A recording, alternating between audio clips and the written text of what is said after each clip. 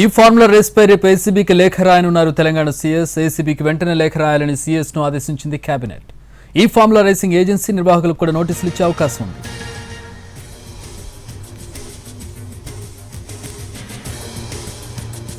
ఈ formula car racing లో అవకతవకలపై విచారణకు గవర్నర్ ఆమోదం ఇచ్చారని కేబినెట్ సమావేశంలో సీఎం రేవంత్ రెడ్డి తెలిపారు.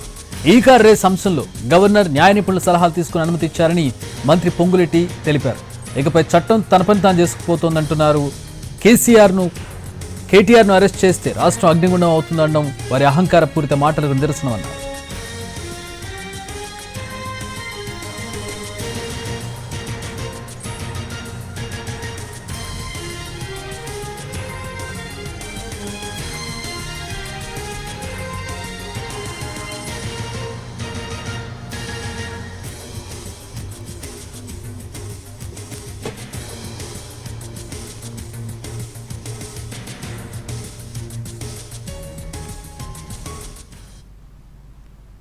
గత 10 ఏళ్ల బీఆర్ఎస్ పాలనలో జరిగిన అక్రమాలపై విచారణ జరుపుతామని పదే పదే చెబుతున్న కాంగ్రెస్ సర్కార్ ఆ దిశగానే అడుగులేస్తోంది.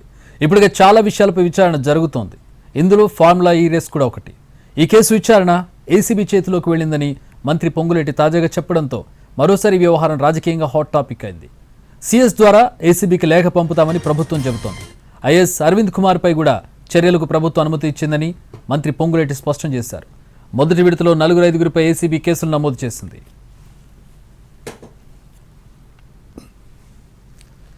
ఈ కేసులో అప్పటి మున్సిపల్ మంత్రిగా ఉన్న కేటీఆర్ జోక్యంపై విచారించాలని సర్కార్ భావిస్తోంది. ఈ క్రమంలోనే విచారణ కోసం ప్రభుత్వం గవర్నర్ అనుమతి కోరింది. ఆయన పర్మిషన్ కోసం కొద్ది రోజులుగా వేచి చూస్తుండగా తాజాగా రాజ్భవన్ గ్రీన్ సిగ్నల్ ఇచ్చింది. దీంతో ఏసీబీ విచారణ స్పీడప్ అయ్యే అవకాశం ఉంది.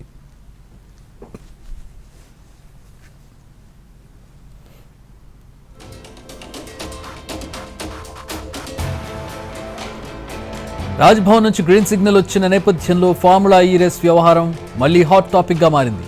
అయితే ఈ కేసులో కేటీఆర్ను విచారించే అవకాశం స్పష్టంగా కనిపిస్తోంది. దర్యాప్తు సంస్థ ముందుగా నోటీసులు ఇస్తుందా లేక అదుపులోకి తీసుకుంటుందా అనేది ఉత్కంఠ రేపుతోంది. ఈ కేసులో ప్రధానంగా కేటీఆర్ పేరు తెర మీదకి వచ్చింది. ప్రభుత్వంలోని పెద్దలు కూడా ఆయనే టార్గెట్ చేస్తూ పలు విమర్శలు సంధించారు. నిబంధనలకు విరుద్ధంగా 55 కోట్లకు పైగా నిధుల చెల్లింపులు జరిగాయని ప్రధానంగా ఆరోపిస్తున్నారు. ప్రభుత్వంలోని కీలక మంత్రులు కూడా కొద్ది రోజులుగా ఇదే అంశంపై కీలక వ్యాఖ్యలు చేస్తూ వచ్చారు.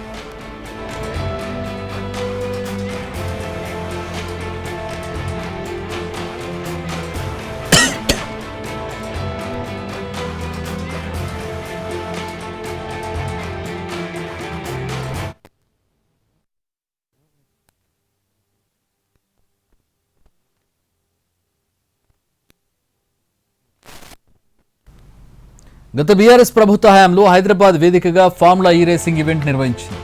ఈ మేరకు విదేశీ సంస్థతో ఒప్పందం చేసుకుంది. 2023లో తొలిసారిగా ట్యాంక్ బండ్పై భారీ ఏర్పాట్లు చేసి ఈవెంట్ నిర్వహించారు. 2023 ఫిబ్రవరి 11 నిర్వహించిన మొదటి ఫార్ములా ఈ కార్ల పోటీకి పలువురు సెలబ్రిటీలు కూడా హాజరయ్యారు. దాంతో 2024 ఫిబ్రవరి 10న మరోసారి నిర్వహించేందుకు ఫార్ములా ఈ ఆపరేషన్తో పురపాలక పట్టణాభివృద్ధి సంస్థ 2023 అక్టోబర్లో ఒప్పందం కుదుర్చుకుంది. ఇందుకు హెచ్ఎండిఏ 55 కోట్లు ఎఫ్ఈఓకు చెల్లించింది. రెండోసారి ఈవెంట్ జరగాల్సి ఉండగా అప్పటికే రాష్ట్రంలో అధికార మార్పిడి జరిగింది. కాంగ్రెస్ పవర్లోకి రావడంతో ఈ ఒప్పందం రద్దయింది. ఎఫ్ఈఓకు చెల్లించిన 55 కోట్లపై విచారణకు ఆదేశించింది. ఆర్థిక శాఖ నుంచి ముందస్తు అనుమతి తీసుకోకుండానే ఈ డబ్బులు చెల్లించాలని ప్రభుత్వం గుర్తించింది. విదేశీ సంస్థకు నిధుల బదిలీ ప్రక్రియలో కూడా ఆర్బీఐ నిబంధనలు పాటించకుండా వ్యవహరించినట్టు ప్రాథమికంగా గుర్తించడంతో ఈ మొత్తం వ్యవహారంపై ఇప్పుడు దర్యాప్తుకు ఆదేశించింది.